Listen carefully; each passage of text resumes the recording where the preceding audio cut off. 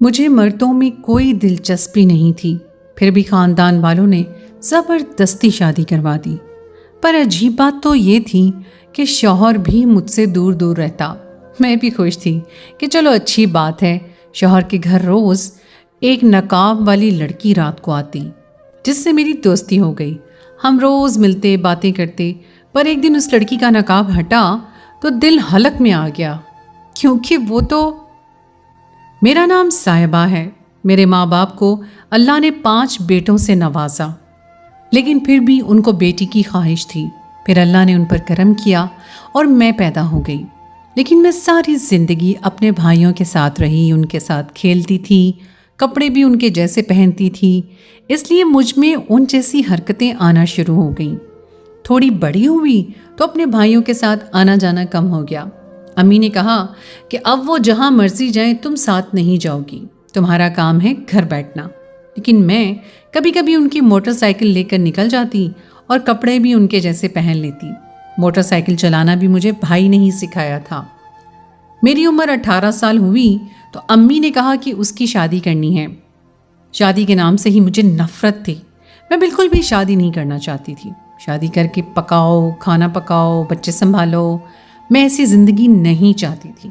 مجھے تو ابھی بہت کچھ کرنا تھا، لیکن امی نے رشتے دیکھنے شروع کر دیے۔ میں نے گھر میں شور ڈال دیا کہ مرتی مر جاؤں گی لیکن شادی نہیں کروں گی، مجھے شادی نہیں کرنی، کسی بھی قیمت پر نہیں کروں گی۔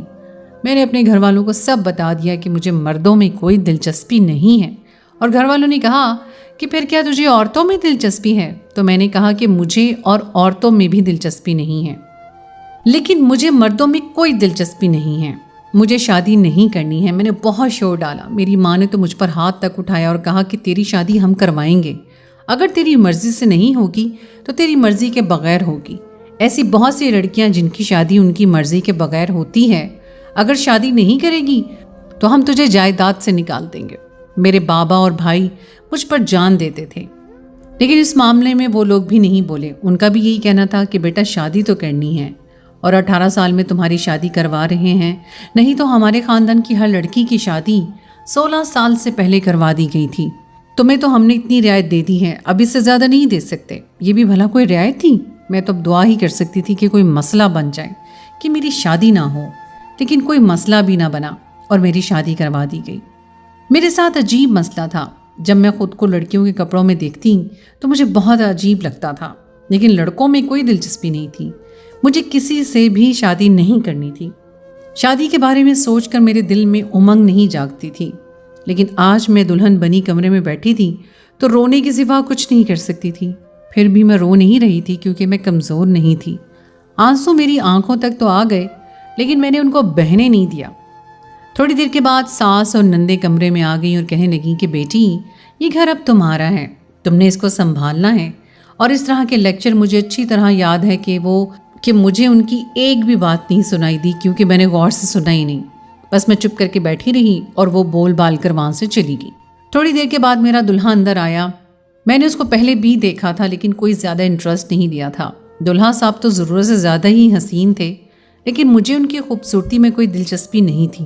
اس نے منہ دکھائی کا تحفہ میری طرف بڑھایا اور ایک سائڈ پر بیٹھ کر اپنے جوتے اتارنے لگا۔ میں بھی اس کی طرف نہیں دیکھ رہی تھی۔ مجھے کہنے لگا کہ تم سو جاؤ، میں 1 گھنٹے تک آتا ہوں۔ شادی کی رات کون سا دلہا کہیں جاتا ہے؟ اور وہ جو بھی کر رہا تھا مجھے پرواہ نہیں تھی۔ میں نے کہا کہ ٹھیک ہے۔ میں کپڑے وغیرہ بدل کے میک اپ اتار کر سکون سے سو گئی۔ اگلے دن پھر شوہر غائب تھا، مجھے نظر ہی نہیں آیا شام تک۔ شام کو کمرے میں آ کر سائڈ پر صوفے پر سو گیا۔ میں بھی خوش تھی کہ چلو اچھی بات ہے، مجھے ویسے بھی یہی چاہیے تھا۔ گھر والے گھر آئے تو پوچھا بیٹی خوش ہو؟ میں نے کہا کہ آپ نے زبردستی میری شادی کروا دی ہے، خوش کیسے ہو سکتی ہوں میں؟ انہوں نے سمجھایا اور کہا کہ اس طرح کی حرکتیں یہاں پر نہیں کرنا، یہ تمہارا اصلی گھر ہے، تمہارا گھر نہیں ہے۔ تمہارا ایک شوہر ہے، اگر اسے تمہاری اس طرح کی لاؤبالی قسم کی حرکتوں کا پتہ چل گیا تو وہ تمہیں کبھی بھی نہیں بخشے گا، اس کے دل میں گھر نہیں کر پاؤ گی۔ امیر لوگ ہیں، ایک ہی بیٹا ہے ان کا، جو ہے سب کچھ تمہارا ہی ہے، یہ گھر، یہ گاڑیاں، سب کچھ اچھی جگہ تمہارا دیکھ کر ہی ہم نے رشتہ دیا ہے، اب تم سب کچھ برباد نہ کر لینا۔ हैरान तो मैं इस बात पर थी कि मैं तो चलो ऐसी थी क्योंकि मुझे बंदों में कोई दिलचस्पी नहीं थी, लेकिन मेरा शौहर क्यों मुझसे दूर दूर भाग रहा था। मैं तो खैर थी ही ऐसी, इसको क्या मसला था। मैं देखने में बहुत ही ज़्यादा खूबसूरत थी, कोई भी शख्स मेरी तरफ देखकर मेरा दीवाना हो सकता था। फिर मेरे शौहर को क्या मसला था, वो तो मेरी तरफ नज़र उठाकर भी नहीं देखता था। उसकी नज़र हमेशा झुकी हुई होती थी। शादी को 1 हफ्ता हुआ, घर वालों ने शादी के तोहफे के तौर पर मुझे हनीमून के टिकट दे दिए और कहा कि तुम लोगों को हम लोग हुंजा वादी भेज रहे हैं 15 दिन के लिए, ताकि तुम लोग वहाँ पर आराम से रहो और एक दूसरे को समझ सको। मेरा बेटा भी बड़ा शर्मीला है, अल्लाह ने हमें बहू भी शर्मीली दे दी है। मैं तो शर्मीली नहीं थी, लेकिन मेरा शौहर ही मुझसे बात नहीं कर रहा था। कम से कम बात तो कर सकता था, लेकिन अपने शौहर के साथ हुंजा वादी में जाकर मैं बिल्कुल भी नहीं जाना चाहती थी। लेकिन मुझे लगा कि मेरी जान तो फंस गई है, मुझे जाना ही पड़ेगा। और पता नहीं 15 दिन कैसे गुजर गए। लेकिन तब रात को मेरे शौहर ने मुझसे पहली दफ़ा बात की। उसने मुझसे बात ऐसी की जैसे मैं किसी बड़े से गवर्नमेंट के ऑफिस में बैठी हूँ और वो कोई काम करवाने आया है। कहने लगा कि आपसे एक ज़रूरी बात करनी है, अगर आपको बुरा ना लगे। दरअसल मैं हनीमून पर नहीं जाना चाहता हूँ, मेरे अभी बहुत सारे काम हैं, हम फिर कभी चले जाएंगे। मैं तो पहले से ही तैयार बैठी थी। मैंने कहा कि अंधा क्या मांगे 2 आंखें। मैं भी बहुत थकी हुई हूँ, शादी ने मुझे बहुत थका दिया है, लेकिन अपने अम्मी अब्बू से आपको ये बात खुद करनी होगी, क्योंकि अगर उनको पता चला कि मैंने इनकार किया है तो वो गुस्सा होंगे। मेरे शौहर ने कहा कि मैं सारे मामला संभाल लूँगा, बस आप मुझे ये बताएं कि आपको ना जाने से कोई मसला तो नहीं है। तो मैंने कहा कि मुझे कोई मसला नहीं है। उसने कहा कि बाद में आपने मुझे इस बात पर ना तो ताना देना है कि तुमने मुझे हनीमून भी नहीं करवाया था। तो मैंने कहा कि नहीं, मैं बिल्कुल आपको इस बात पर ताना नहीं दूंगी, आपकी बड़ी मेहरबानी होगी, मुझे हनीमून पर नहीं जाना।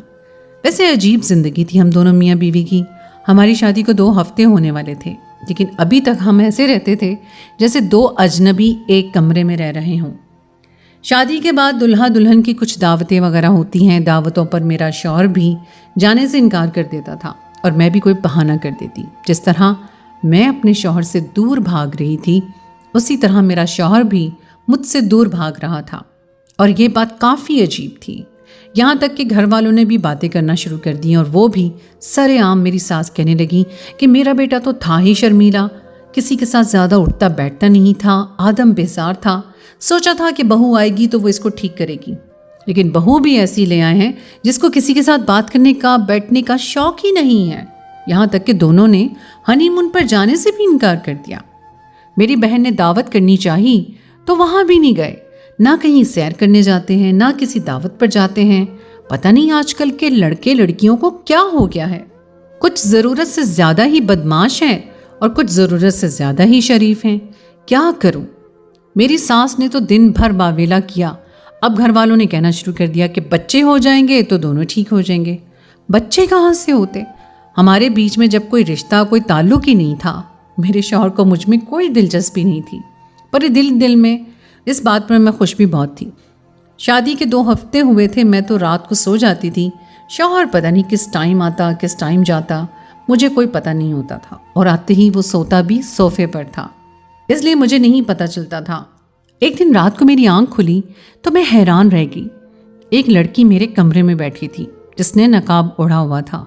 मैं उसे देखकर चौंक पड़ी। मैंने कहा कि तुम कौन हो, यहाँ पर क्या कर रही हो? तो कहने लगी कि मुझे यहीं पर बैठने दो, बड़ी मुश्किल में आई हूँ, मेरा कोई घर नहीं है, लेकिन फिर भी सारा दिन सड़कों पर रहती हूँ और रात को यहाँ पर आ जाती हूँ। यहाँ पीछे ही जगह बनी हुई है तो मैं अंदर दाखिल हो जाती हूँ। पिछले दिनों इस घर में कोई शादी थी, इसलिए मैं नहीं आई। पूरा दिन तो बाहर गुजर जाता है, लेकिन रात को सर्दी बहुत होती है। अब सर्दियों का मौसम आ गया है, इसलिए मैं घर के अंदर आ गई। कमरा खाली देखा तो यहाँ साइड पर बैठ गई। मैंने कहा कि तुम्हारा दिमाग ख़राब है, तुम अकेली रहती हो, तुम किसी जगह काम क्यों नहीं करती? ऐसी जगह काम करो जहाँ तुम्हें घर भी मिले। आजकल तो लोगों के घरों में लड़कियाँ काम करती हैं और रात को वहीं पर सो जाती हैं। माना कि तुम अकेली हो, लेकिन तुम्हारे लिए सबसे ज़्यादा ज़रूरी चीज़ तुम्हारी इज्जत है। अगर तुम इस तरह करती रहोगी, लोगों को पता चल गया तो। वो कहने लगी कि तुम भी तो इसी घर की हो, लेकिन तुमने मुझे बाहर जाने को नहीं कहा। तो मैंने कहा मैं तुम्हें नहीं कहूँगी, क्योंकि मैं एक लड़की हूँ, मैं तुम्हारा दर्द समझती हूँ। लेकिन मैंने इतना कहा तो वो रोने लगी کہ میرا درد تو کوئی بھی نہیں سمجھتا ہے۔ اس نے اپنے ہاتھوں پہ بھی دستانے پہن رکھے تھے اور پیروں پر کالی جرابیں بھی، قد بھی اچھا خاصا لمبا تھا۔ میں نے کہا کہ تم تو اتنی اچھی بھلی لڑکی لگتی ہو، کیا تم پڑھی لکھی نہیں ہو؟ کوئی کام ہی کر لو۔ اس نے کہا میں پڑھی لکھی نہیں ہوں، دن بھر چھوٹے موٹے کام ہی کرتی ہوں، کھانا بھی مانگ تانگ کر کھا لیتی ہوں، پر رات ہوتی ہے تو فوراً ہی فکر مند ہو جاتی ہوں کہ اب میری عزت خطرے میں آ گئی ہے۔ آج کل تو رات میں بھی لوگ سڑکوں پر آوارہ گردی کرتے ہیں، پہلے تو 10 بجے ساری سڑکیں سنسان ہو جاتی تھیں۔ اگر تم برا نہ مانو تو کیا میں روز یہاں آ سکتی ہوں؟ میں نے اسے کہا کہ ہاں تم آ سکتی ہو، لیکن میری ابھی اس گھر میں شادی ہوئی ہے اور اس کمرے میں میرا شوہر ہوتا ہے، تمہارا شوہر تو یہاں پر نہیں ہے۔ میں نے کہا کہ پتہ نہیں کس ٹائم آتا ہے کس ٹائم جاتا ہے، کیونکہ میں اس کے آنے سے پہلے ہی سو جاتی ہوں۔ لگتا ہے وہ کسی کام سے کہیں گیا ہوا ہے یا دوستوں کے گھر چلا گیا ہے، تبھی تو اس وقت یہاں پر نہیں ہے۔ لیکن اگر وہ کبھی آیا ہوگا تو پھر میں تمہارے لیے کوئی اور انتظام کر دوں گی، لیکن اگر یہ بات کسی کو پتہ چل گئی تو میرا کوئی کچھ نہیں کر سکتا۔ میں کسی سے ڈرتی نہیں ہوں، لیکن پھر سب سوال جواب کریں گے اور بدمزگی پھیلے گی۔ اس نے کہا تم تو بہت بہادر ہو۔ تو میں نے کہا کہ ہاں، میں اپنے بھائیوں کی اکلوتی بہن ہوں اور ساری زندگی میں نے جو چاہا ہے وہ کیا ہے، لیکن شادی کے وقت پر میری بھی بولتی بند کروا دی گئی اور میری شادی کروا دی گئی۔ میں بالکل بھی شادی نہیں کرنا چاہتی تھی۔ اس نے میرے ہاتھ دیکھے اور کہا کہ تمہارے ہاتھ کتنے پیارے ہیں، لیکن بالکل صاف نہیں ہیں۔ چلو میں تمہارے ہاتھوں کو صاف کر دیتی ہوں، مجھے یہ کام کرنا بہت اچھی طرح آتا ہے۔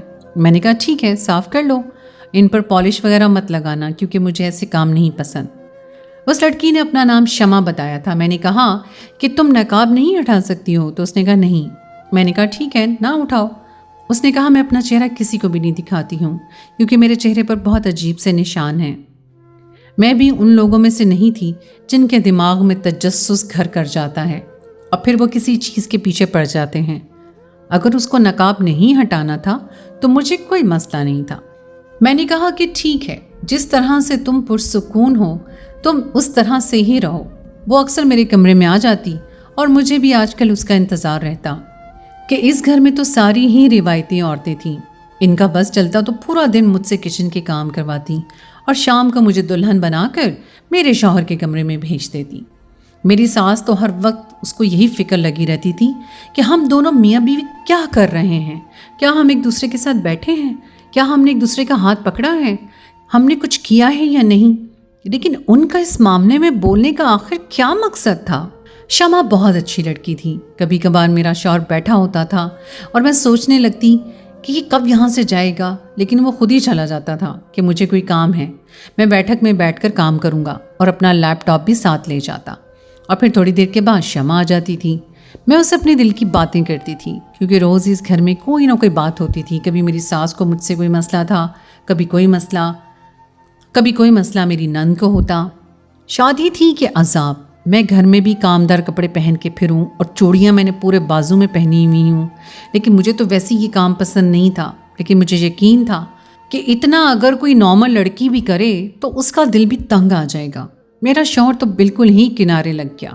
میری اس سے بات ہوتی تھی نہ، ہم ایک دوسرے کو نظر بھر کر دیکھتے تھے کیونکہ وہ صبح جاگنے سے پہلے ہی آفس چلا جاتا تھا۔ گھر آتا تو ہم سب کے ساتھ کھانا کھاتے اور اس کے بعد وہ آفس کا کام کرنے کے لیے بیٹھ جاتا تھا۔ ایسے میں شمع کے ساتھ مجھے بوریت نہیں ہوتی تھی۔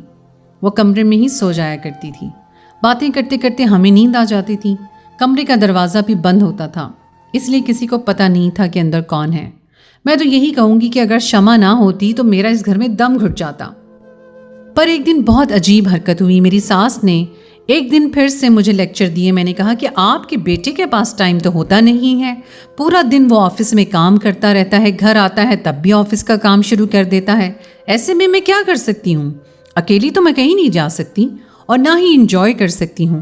اگر آپ کہتی ہیں تو میں اکیلی ہنی مون پر چلی جاؤں تو میں چلی جاتی ہوں۔ میں نے ان کو وہی کہا جو سچ تھا۔ میں نے سارا ملبہ اپنے شوہر پر پھینکنے کی کوشش کی، لیکن میری ساس مجھے دیکھنے لگی اور کہنے لگی کہ بیٹی کس قسم کی باتیں کر رہی ہو؟ کون سا آفس؟ کس آفس کی بات کر رہی ہو؟ کون سا آفس؟ کہاں کا آفس؟ میرا بیٹا تو کام ہی نہیں کرتا۔ میں ان کی بات سن کر حیران رہ گئی۔ میں نے کہا کیا مطلب؟ انہوں نے کہا کہ وہ کوئی کام نہیں کرتا ہے، اس لیے تو اس کی شادی کی تھی، اس پر شادی کا دباؤ پڑے گا تو پھر شاید کام کر لے گا۔ हमारा काम है जो मेरे भाई और उनके बेटे चलाते हैं। मैं तो इसीलिए उसके पीछे पड़ी रहती हूँ कि जाकर खुद बैठा करे ऑफिस में, क्योंकि काम तो हमारा अपना है। मैं शर्मिंदा होकर वहाँ से वापस आ गई और सोचने लगी कि मेरा शौहर तो मुझसे यही कहता है कि ऑफिस का काम कर रहा हूँ, वो भी दिन रात। अगर वो ऑफिस का काम नहीं करता था तो फिर वो कहाँ जाता था? उसने मुझसे इतना बड़ा झूठ क्यों बोला? इस घर में क्या हो रहा था मेरी समझ से बाहर था। मेरे दिल में ये बात घूम रही थी, पर मैं बात करती तो कैसे करती? सोचा कि आज शौहर आएगा तो उससे ज़रूर करूँगी, लेकिन वो रात भर आया ही नहीं। और रात को देर से अचानक हलचल की आवाज़ सुनी तो फौरन पलटी पर देखा, ये मेरा शौहर नहीं, ये तो शमा थी। उसी को सारी बात बताकर दिल हल्का करना था मैंने, लेकिन यहाँ पर कुछ ऐसा हुआ कि मेरे कदमों तले से ज़मीन निकल गई। शमा का नकाब अचानक से दरवाजे की कील में अटका और उसके चेहरे से हट गया। और ये देखकर कि शमा कौन है, मेरा दिल हलक में आ गया, क्योंकि शमा कोई लड़की नहीं थी, वो एक आदमी था। लेकिन ये आदमी कोई गैर भी नहीं था, क्योंकि ये आदमी मेरा शौहर था। मेरा शौहर ही शमा का रूप लेकर मेरे पास आकर बैठ जाया करता था और मुझसे बातें किया करता था। मैंने दरवाज़ा बंद किया क्योंकि मुझे अपने शौहर की इज्जत का ख्याल था। मैं घबराई हुई थी, लेकिन मेरे होशो हवास काम कर रहे थे। मैंने कहा कि ये सब क्या है? वो भी बुरी तरह घबरा गया और फिर बच्चों की तरह रोने लगा। उसने कहा कि दरअसल मैं शादी के लायक नहीं था, मैं मर्द नहीं हूँ। मेरे माँ बाप को मैंने समझाने की कोशिश की, बहुत समझाया, लेकिन उन्होंने मेरी बात नहीं मानी। वो कहते थे कि शादी हो जाएगी तो ये ठीक हो जाएगा। तुमसे मेरी शादी करवा दी। जब मैंने तुम्हें देखा तो मुझे बहुत अफसोस हुआ, क्योंकि तुम एक बहुत अच्छी, खूबसूरत और पढ़ी लिखी लड़की हो। तुम्हारी मेरी ज़िंदगी बर्बाद हो रही थी, लेकिन मैं कुछ कर नहीं सकता था। मैं तुम्हारे साथ नहीं रह सकता हूँ, मुझे औरतों में कोई दिलचस्पी नहीं है, मैं तुम्हारे साथ रह ही नहीं सकता। मैं तुम्हें ये बात बताना चाहता था, लेकिन तभी तो फसाद ही मचता, इसीलिए चुपचाप साइड पर हो गया। मुझे लगा कि तुम मुझसे सवाल करोगी, मेरे पीछे पीछे आओगी, मुझसे पूछोगी कि मैं ये सब क्यों कर रहा हूँ, लेकिन तुमने भी ऐसा कुछ नहीं किया। इसलिए फिर मैंने हालात को उनके हाल पर ही छोड़ दिया। जो जैसा चल रहा था वैसे चलने दिया। शमा मेरा असली रूप है। मैं अपने कमरे में शमा के रूप में आकर ही बैठा करता था। मैं सारी रात अपने आप को लड़कियों के रूप में देखता था, फ़ोन पर लड़कियों से बातें करता था और उनको अपना नाम शमा ही बताता था। शमा मेरा असली रूप है, जो मैंने तुम्हें अभी दिखाया था कि तुम इसके बारे में जान जाओ और फिर मैं तुम्हें एक दिन सारी बात बता सकूं, क्योंकि बिल आखिर मैंने तुम्हें ये हकीकत बतानी तो थी। ऐसा तो नहीं था कि सारी ज़िंदगी ऐसे ही गुजर जाती। मेरा शौहर रोने लगा।